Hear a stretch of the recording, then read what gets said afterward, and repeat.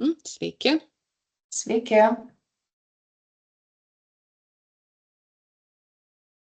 Tai šiandien mes pradedam savo webinarą, kuris yra skirtas Adonis Academy programai pristatyti. Ir šiandien šitą webinarą pravesiu aš, Kristina Plankytė ir Živilė Šimkūnė iš informacinių konsultacijų. Principas bus toksai, kad mes dabar trumpai pristatysime skaidres, papasakosime apie pačią Academy programą. Ir pabaigoje dar turim pasilikę laiko, kad jeigu turėsit klausimų, tai galite juos užduoti. Galite užduoti per chatą arba per Q&A. Abi vietos yra tinkamos, tai kaip jums patogiau, mato ten viršuje yra chat funkcionalumas ir Q&A, tai jeigu eigoje mums bepasakojant kyla klausimų, galite rašyti ir mes pabaigoje tiesiog jos pabandysim visus atsakyti. Tai šiandien pirmą dalį pradės Živilė. Ir aš paskui pratęsiu. Dar iš karto galiu pasakyti, kad mes atsiųsime po webinaro savaitės laikotarpyje skaidres ir atsiųsime šito webinaro įrašą. Tai yra, kad webinaras yra įrašomas ir visa ta informacija liks, tai kad nebūtina dabar kažko ten užsirašinėti arba bandyti įsiminti, ar ne, tai yra visa ta informacija bus prieinama, mes jums atsiųsim ir jūs ją turėsite savo ir galėsite toliau naudoti pagal poreikį. Tai aš dabar turbūt perduodu žodį Živiliai. Taip, ačiū, Kristina. Tai šis webinaras yra mūsų nemokamo Adonis webinarų ciklo dalis. Mes rengiame tokius reguliarius susitikimus, kuriuose pristatom praktinius Adonis naudojimo aspektus, naujas funkcijas, tendencijas procesų valdyme. Tai šiek tiek techninės informacijos Kristina jau pateikė, webinaras bus įrašomas ir įrašų ir skaidrėmis pasidalinsime elektroniniu paštu po webinaro per keletą dienų. Tai šiandien mūsų pristatymas truks apie 30 minučių. Savo klausimus galite rašyti viso webinaro metu, tiek susirašinėjimo lange, tiek Q&A lange. Ir pabaigoje turėsime laiko, galėsim peržiūrėti jūsų klausimus ir į juos atsakyti. Tai šio webinaro metu norime jūs supažindinti su Adonis Academy programa, kuri yra skirta universitetams ir kolegijoms, turinčioms su procesų valdymo susijusias mokymo programas. Tai pradžioje aš trumpai dar pristatysiu mūsų įmonę ir mūsų partnerius BOC Group, supažindinsiu jūs su Adonis procesų valdymo įrankiu, trumpai ir pademonstruosiu gyvai, kaip tas įrankis atrodo. Ir vėliau Kristina plačiau papasakos apie pačią Academy programą, kam ji yra skirta, ką gauna programos dalyviai, kaip reikia užsiregistruoti ir parodys dar gyvą demonstraciją, būtent kaip atrodo tas Academy prisijungimas, kurį gauna lektoriai ir studentai. Taip, tai mes su Kristina dirbame UAB informacinės konsultacijos, tai mūsų organizacija padeda įmonėms ir viešojo sektoriaus įmonėms ir privačioms sklandžiai pasirinkti, diegti, valdyti informacinės sistemas ir taip pat efektyvinti verslo procesus. Tai mes teikiame tiek IT konsultacijas, tiek procesų valdymo konsultacijas. Rinkoje esam jau 23 metus, turime tikrai didelę patirtį tiek IT srityje, tiek procesų valdymo srityse.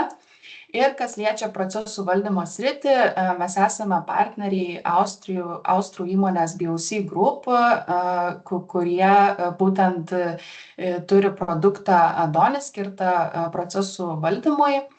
Tai pats įrankis Adonis yra tikrai rinkoje, tarptautinėje rinkoje pažįstamas, gerai vertinamas klientų. Galite irgi rasti ir Gartnerio įvertinimus, kur įvairūs klientai vertina panašius įrankius, tame tarpe ir Adonį. Tai Adonis tikrai turi gerą klientų patirtį ir yra nemažai tarptautinių didelių įmonių, kurios naudoja šį įrankį procesų valdyme savo organizacijose.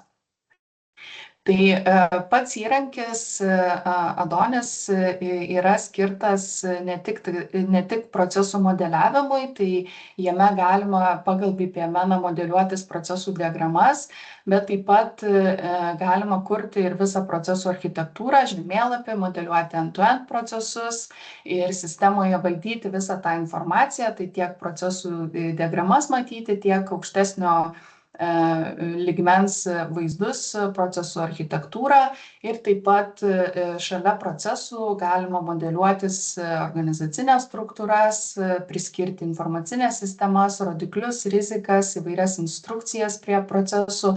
Tai šiandien aš jums trumpai parodysiu, kaip tas įrankis veikia ir ką jame galima daryti ir vėliau Kristina pratęs būtent, kas liečia Academy programą. Tai pradžiai paminėsiu, kad įrankis veikia online, tai kad naudotis šio įrankiu nereikia diegti nieko savo kompiuteriuose lokaliai. Turite nuorodą, per kurią per naršyklę galite savo vardu prisijungti ir naudotis šią sistemą. Taip, tuoj sekundėlę prisijungsiu ir galėsiu jums šiek tiek parodyti pavyzdžių, kaip tas įrankis, ką jame galima pasidaryti. Tai pirmiausia, kaip ir minėjau, yra galimybė šioje platformoje kurti procesų architektūrą, tai čia yra toksai gamintojo pateiktas pavyzdys, banko architektūra. Ir čia mes matom tokį labai platų vaizdą, aukšto lygio organizacijos paveikslą, kuriame procesai suskirstyti į tam tikras grupes. Kiekvieną grupę galima detalizuoti, parodyti, iš kokių procesų susideda ta grupė ir taip pat modeliuotis jau procesų diagramas. Tai procesų diagramos modeliuojamos pagal BPMN notaciją, tai galima naudoti tiek plaukimo takelius, matosi proceso pradžia, žingsniai, rezultatas. Kiekvienas procesas turi savo kortelę, kur galima detaliau aprašyti informaciją. Tai šis pavyzdys proceso yra pateiktas anglų kalba, kadangi tai gamintojo pateiktas pavyzdys, bet modeliavimas gali būti atliekamas lietuvių kalba. Pati sistema turi anglišką meniu, bet visa tai, kas yra įrašoma, proceso aprašymas, tikslas, pradžia, rezultatas ir tiek pats modeliavimas gali būti atliekamas lietuvių kalba. Tai taip pat atrodo pačios procesų diagramos, matom, kad prie proceso žingsnių galima taip pat priskirti ir vykdytojus, rolės nurodyti, tai nėra būtina naudoti plaukimo takelių, galima kaip šiame pavyzdyje tiesiog priskirti rolės prie konkrečių proceso veiksmų ir taip pat nurodyti, kokios informacinės sistemos yra naudojamos kiekviename veiksme. Galima pridėti papildomą dokumentaciją, kažkokią nuorodą į dokumentą ar įkelti patį failą ir tokiu būdu praturtinti tą proceso aprašymą, kad jis turėtų ne tik veiksmų seką, srautą atvaizduotų, bet ir visą papildomą informaciją, tiek kažkokius tai aprašymus, komentarus prie kiekvieno žingsnio galima įrašyti ir taip pat, kaip ir minėjau, proceso kortelėje taip pat galima parašyti papildomą informaciją, priskirti procesų savininkus ir kitus susijusius asmenis.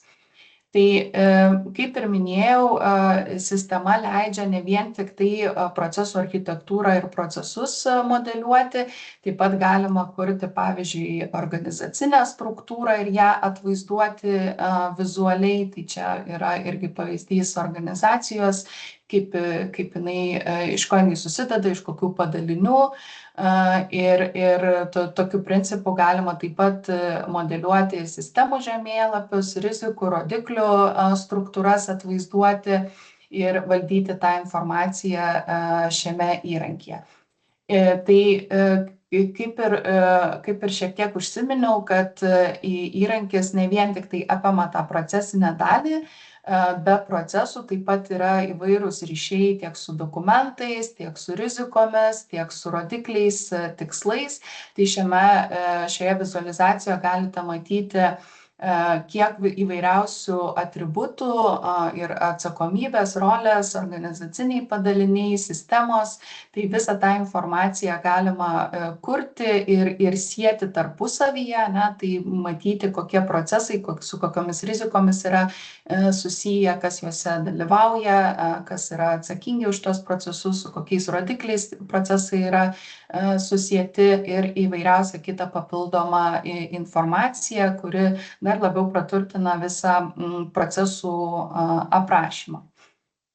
Tai taip pat įrankyje yra nemažai ir analizės įvairių funkcionalumų, tai turint procesų architektūrą, procesų diagramas ir priskyrus tą papildomą informaciją, sistemas, rizikas, rodiklius, vėliau galima patiems susikurti įvairių ataskaitų, sąrašų, grafikų, kurie atvaizduoja tarpusavio sąrašius ir kitą jūsų norimą matyti informaciją.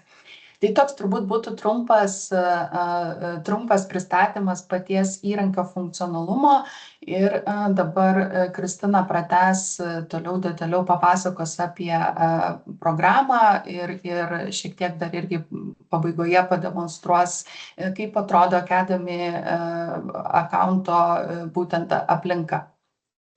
Ačiū, Živilė. Tai Živilė pristatė, kaip atrodo pats įrankis ir kokios yra įrankio galimybės, ar ne, kad įsivaizduoti ir suprasti, apie kokį įrankį mes kalbame, ar ne, o aš tada trumpai papasakočiau, kaip galima dalyvauti toje programoje ir pasiimti ir naudoti įrankį savo mokymosi tikslais. Tai dar kartelį trumpai, kad šiandien kalbam apie Academy programą. Programa kaip ir įrankis naudojama visame pasaulyje ir aš čia turiu įdėjus pavyzdžių, ar ne, kad ir Kanados, Vokietijos universitetai naudoja šią programą, Lenkijoje turim partnerį, tai su juo kalbėjom, sakė, apie 30 aukštųjų mokyklų Lenkijoje naudojasi šią programą, tai jinai pakankamai yra žinoma, naudojama ir taikoma aukštosiose mokyklose. Programa, tokie keli akcentai, ar ne, kad programa pagrindė yra taikoma universitetams ir kolegijoms, tai yra aukštosioms mokykloms. Programa iš tiesų apima 2 įrankius. Šiandien mes kalbam ir yra pabrėžta, ar ne, kad kalbam apie Adonis, bet dar jie turi ir kitą įrankį, IT architektūros įrankį, IT architektūrai skirtą įrankį Ado IT. Tie įrankiai ir dalyvavimas programuose yra visiškai atskiri. Tai ką šiandien papasakosiu apie Adonis įrankį, kuris yra skirtas verslo procesų valdymui, ar ne? Tai identiškas procesas yra ir dalyvavimui su šituo įrankiu, ar ne? Tai tik tai yra kitoje vietoje vykdoma registracija. Aš čia įdėjau nuorodas, jeigu domintų, čia galite paspaudus nuorodą, ar ne, nueiti pasižiūrėti, ką siūlo Ado IT įrankis, bet pats principas, registracija, duomenys ir visą tai, ką šiandien pasakosiu apie Adonį, tinka ir tam antram įrankiui. Taigi, tai dar akcentas, kad šiandien kalbam apie Adonį, bet yra ir kitas įrankis, kuris, jeigu domina, galite pasižiūrėti ir irgi galite naudoti.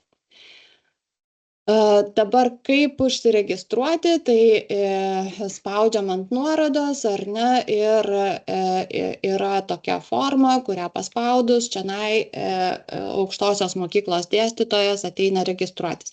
Keli akcentai, kad pati registracija vyksta ne per mus, ne per informacinės konsultacijas, bet iš esmės reikia eiti į BOC Group puslapį ir ten registruotis. Mes esam tik tai kaip partneriai, kurie praneša rinkai, informuoja, kad yra tokia galimybė, kad jūs galite pasinaudoti, kad tai yra 100% nemokamai, bet pati komunikacija, visa pagalba, viskas, ko reikia pačiai tai programai, yra per BOC Group vyksta. Tai ką mes darom, spaudžiam čia, registruojamės. Dar kitas akcentas, kad registruotis turėtų dėstytojas, ne aukštoji mokykla. ir dėstytojas gali pasiimti prisijungimą prie įrankio keliems skirtingiem moduliam. Tai yra, jeigu, tarkim, dėstytojas dėsto kelis modulius, tai jis kelis kartus registruojasi ir nurodo registracijos formoje, yra prašoma nurodyti, kokiam moduliui bus naudojamas įrankis, tai tiesiog kas kartą, kai registruojatės, nurodot skirtingą modulį ir atitinkamą moduliui dėstytojai priskiriami atskiri prisijungimai, kad jis turėtų vienam moduliui vieną įrankio prisijungimą, kitam moduliui kito įrankio prisijungimą. To pačio įrankio, bet kitą prisijungimą. Tai yra, kad jam nesipainiotų, jis galėtų turėti visiškai atskirus prisijungimus ir galėtų jais naudotis laisvai pagal savo poreikį. Čia šalia dar matot, kad yra kitas prisijungimas, jis yra iš esmės skirtas studentams, bet jeigu dėstytojas prisiregistruoja ir gauna prisijungimą, tai kartu jis gali prijungti prie šito įrankio ir savo studentus. Tai tada studentams šita dalis yra neaktuali. Šita dalis yra skirta tais atvejais, jeigu dėstytojas nedalyvauja programoje, bet studentas nori turėti įrankį ir jame braižytis diagramas, architektūrą, daryti savo darbus, tai jis gali tada registruotis. Tai čia toksai, kad tiesiog, kadangi registruositės, matysite, kad yra, tai šita dalis pagrindė skirta studentams, jeigu dėstytojas nėra pasiėmęs įrankio ir užsiregistravęs. Per 3 dienas po registracijos įprastai turėtumėt gauti elektroninį laišką su prisijungimo informacija. Sistema, kaip Živilė įrodė, veikia per interneto naršyklę, nieko nereikia diegtis, gaunate prisijungimus, kurie skirti yra tik tai jums, jūs prisijungiat ir galite jau dirbti su įrankiu.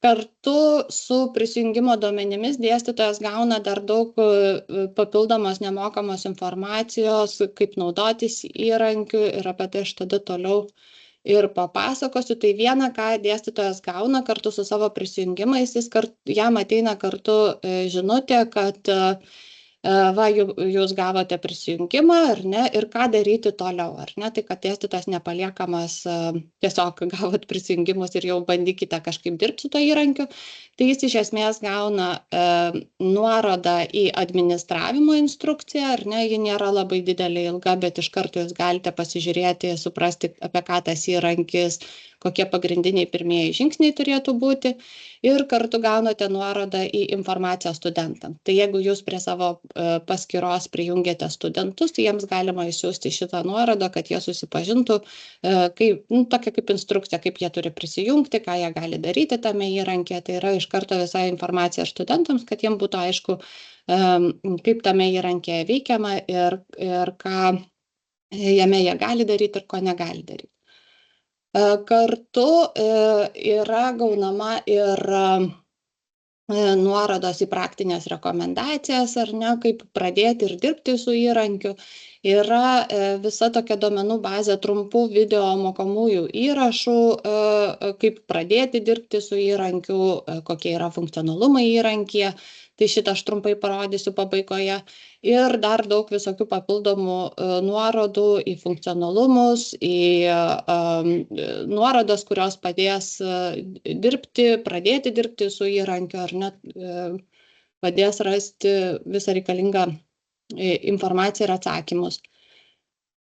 Kas dar yra toksai kaip didelis, gana sakyčiau, pliusas, tai kartu jie pateikia ir mokymų medžiagą. Jie galima naudotis, galima ir nesinaudoti. Aš irgi pabaigoje turiu vieną skaidrės parsisiuntusi, tai galėsiu parodyti. Iš esmės čia yra tokios pagrindinės temos ir jos yra nemokamos, ar ne, ir čia galima paimti ir atsisiųsti, čia jau yra paruoštos mokymų skaidrės. Tai jeigu, tarkim, reikalinga paskaitai kažkokia yra aktuali tema iš šitų, kurios yra pasiūlytos, tai galima pasinaudoti mokymų medžiaga, kuri yra pateikta ir yra nemokama.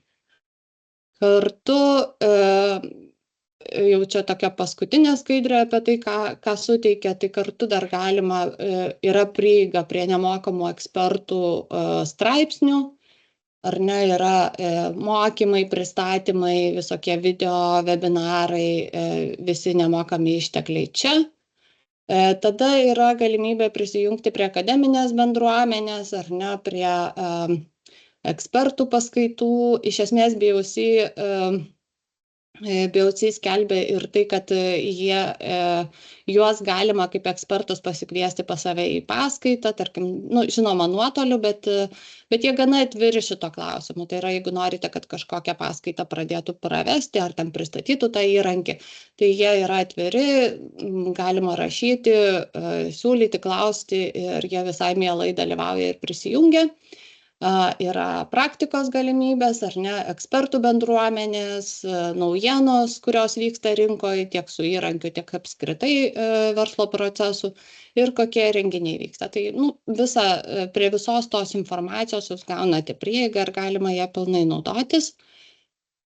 Kas yra labai svarbu dėl pačio turinio saugumo ir priežiūros, ar ne, tai BOC užtikrina saugumą ir patikimumą. Iš esmės visi duomenys lieka dėstytojo kontrolėje. BOC Group neturi prieigos prie jūsų turinio. Yra daromos reguliarios atsarginės kopijos, atsarginis duomenų centras, yra numatyti atkūrimo terminai ir duomenys saugomi saugioje debesijos aplinkoje. Kas yra dar labai svarbu pasakyti, kad programa yra taikoma nurodytam laikotarpiui. Kai jūs registruojatės, jūs nurodote laikotarpį, kuriam jums reikalingas šis įrankis. Ir tas laikotarpis yra ne ilgesnis negu metai. Ir iš esmės, kai baigėsi tas laikotarpis, jūs galite vėl iš naujo dalyvauti programoje. Tai daugiau akcentuojama į tai, kad maksimum 1 mokymo metam, ar ne? Ir jeigu kitiem metam reikia, mes vėl iš naujo aplikuojam, gaunam naujus prisijungimus ir toliau naudojame šią programą. Tai principas yra toksai. Aš tada už poros minučių pademonstruosiu, kaip atrodo pats įrankis, kai jau dėstytojas gauna prisijungimus, bet dar keli akcentai, ką mes matysim, tam, kad liktų skaidriai ir kartu dar parodysiu. Tai čia yra dėstytojo ir studento paskyra, aš ją specialiai taip padėjau, sudėjau vieną šalia kitos, ar ne, kad matyti. Tai dabar paaiškinsiu pagrindinės dalis, kai dėstytojas prisijungia, yra tokie pagrindiniai segtuvai įkelti paskyroje. Tai dėstytojo dalyje yra toks example, ar ne, pavyzdžių segtuvas, į kurį dėstytojas gali kelti visą dėstymo medžiagą, kuri jam aktuali ir kurią jis nori, kad studentai matytų, susipažintų ir prie jos prieitų.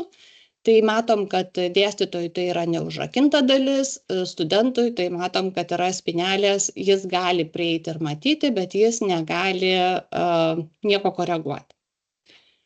Tada yra įkeltas modelis, čia kurį rodė Živilė, ar ne, Ada Money Bank.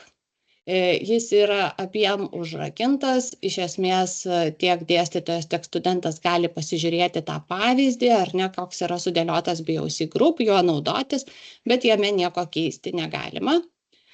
Ir yra studentų dalis. Šitoje dalyje dėstytojas gali sukurti studentų grupės arba pagal vardus pavardės, čia kaip jau dėstytojas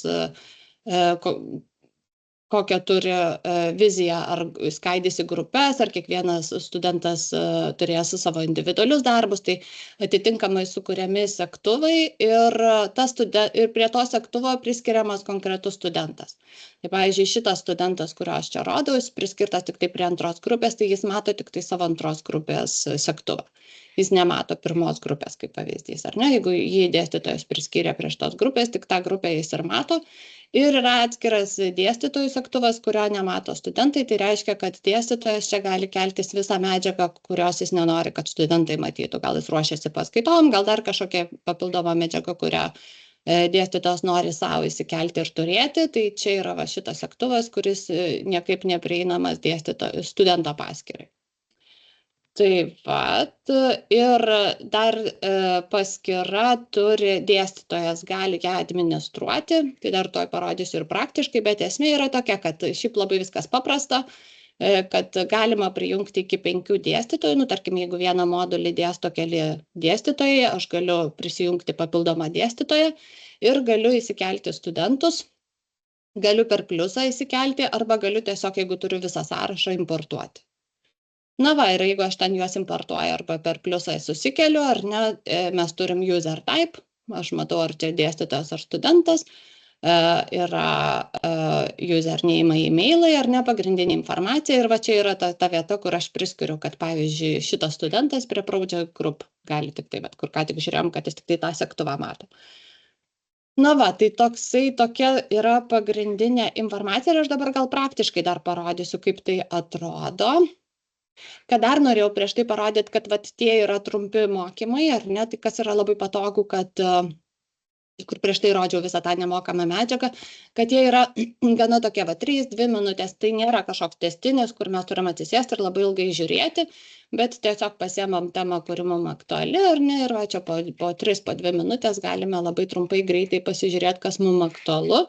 Ir dar prieš demonstraciją norėjau parodyti skaidrės, kaip pavyzdį, tai tuoj dar greitai. Aš čia pasiėmiau vieną skaidrės, Basics of BPMN, ar ne, ir, vat kaip atrodo ten jų paruošta medžiaga, jas galima visiškai čia, ką noriu, aš galiu tvarkytis, ar ne, savo įsidėti, nusiimti.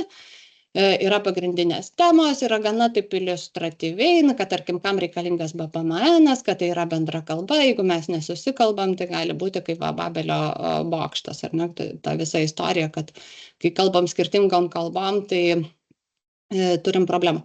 Tai va, tai toksai dėl pačių tų skaidrių, kad tiesiog koks yra, jos gana tikrai iliustratyvios, man visai patiko ir tarkim, ir tyrimais paremta, ir čia dar irgi, vat, kad kodėl svarbu žinoti tos visus ženklus, kas ką reiškia ir taip toliau, tai gana tokios interaktyvios ir aiškios skaidrės, kurias irgi galima pasimti ir naudoti. Dabar dar trumpai, vat, ką tik rodžiau prezentacijoje, ar ne, tai čia yra dėstytojo ta dalis, bet ką jis mato va šitas dalis, ar ne, ir čia yra va šalia įdedu studento dalis, ar ne, tai va kaip ir minėjau, kad va šitos dalies studentai nemato, studentas mato savo tą Project Group, dėstytojas čia mato viską, kas yra, ir čia paspaudus yra administravimo dalis, tuo tik tai jį užsikraus, ir aš čia galiu pridėti, bet iš esmės visa instrukcija, kaip čia ką naudoti, tai yra tik tai tiek, kad jinai pakankamai čia viskas intuityviai vyksta ir, aš čia pabandžiau dar greitai sukurti tą pavyzdį, galima pasižiūrėti, ar ne, dėstytojai jisai visiškai yra atviras, aš galiu ką noriu čia koreguoti, studentas mato tą pavyzdį, bet jau jis čia nieko judinti, aš jeigu čia būčiau dėstytojas 1-2 pajudinau, ar ne, studentas nieko judinti negali. Tai turbūt tiek, dar šiek tiek skaidrėse turiu keletą, tuoj dar grįšiu akimirkai, kelias dalis iš skaidrių, tai tą pristačiau, ar ne, ir tuoj. Taip, dėl pačių mokymų. Mes kartais laukiam klausimų, ar yra mokymai, kaip naudotis add-on. Tai iš esmės viską, ką aš pristačiau, ar ne, kad BOC Group iš tikrųjų siūlo labai daug savarankiško mokymosi vaizdo pamokų, ar ne, daug medžiagos, instrukcijas pateikia, kad tik tai būtų kuo patogiau, greičiau galima įsisavinti įrankį ir darbą su juo, net mokymo medžiaga, ar ne, paskaitoms pateikiama. Tai iš esmės jie tikrai pateikia daug medžiagos, kuri turėtų padėti įsisavinant įrankį. Esant poreikiui, mes galime, jeigu būtų poreikis, mes teikiame kontaktinius mokymus. Tai yra, mes galime apmokyti dirbti su įrankiu, ar ne? Bet tai jau yra mokama paslauga. Ir kita, kad mes rengiam webinarus, vieną kartą per ketvirtį mes rengiam webinarus Adonis tema, tai galite pasižiūrėti mūsų puslapyje, jie yra nemokami, lygiai taip pat kaip šiandien, mes tiesiog pasirenkam vieną iš temų ir pagal ją pristatom, papasakojam detaliau, ką įrankis gali, kaip reikėtų tvarkytis, ar ne, tai Tai tokia informacija ir kur reikėtų kreiptis, jeigu kyla klausimų, ar ne, tai pagrinde, kaip ir minėjau, mes esam tokie kaip tarpininkai, iš esmės mes nei suteikiam prisijungimų, nei vykdom registraciją, nei prižiūrim paskyrą. Visa tai atliekama per BOC Group, mes daugiau esam kaip partneriai, kurie informuoja rinką, ar ne, kad yra tokia galimybė, kad galite naudotis, kokie yra privalumai, bet visais klausimais, kurie kyla, reikėtų kreiptis į BOC. Dar ką norėjau parodyti, yra šiaip toksai visai gana išsamus klausimų sąrašas, į kuriuos galite pasižiūrėti, ten galbūt rasite pagrindinius atsakymus. Tik tai nepamirškit, kad čia yra daug skirtingų temų, viskas susijęs su ta pačia programa, tik tai, kad jeigu norite iš dėstytojo pusės kažkokių klausimų, iš akademinės dalies, ar ne va šitos dalys, tiesiog kuri dalis domina, atsidarot ir pasižiūrit, kokie yra klausimai ir gali būti, kad didžiąją dalį atsakymų rasite tenai.